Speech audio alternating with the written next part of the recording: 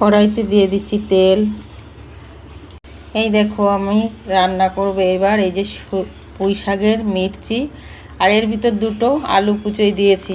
কড়াইতে তেল দিয়েছি, এবার দিয়ে দিচ্ছি কড়াইতে মির্চিগুলো, দিয়ে দিচ্ছি পরিমাণ মতো লবণ, দিয়ে দিচ্ছি ছোট্ট 1 চামচ হলুদ গুঁড়ো। তোমরা কি কখনো পুঁই শাকের মির্চি এইভাবে ভাজা খেয়েছো? তোমরা বাড়িতে এইভাবে ভাজা করে খেয়ে দেখবে, দারুণ লাগে খেতে। এই ডাঁটাগুলো গলার জন্য দিয়ে দিচ্ছি সামান্য একটু জল, দিয়ে ঢাকা দিয়ে দেবো। এই যে ঢাকা দিয়ে দিলাম।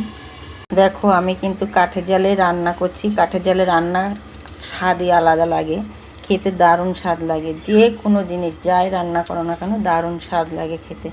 ঢাকনাটা তুলে নেবো। এই দেখো মির্চিগুলো ভালো গলে যাচ্ছে। এটাকে এইভাবে নাড়িয়ে নাড়িয়ে ভাজতে হবে।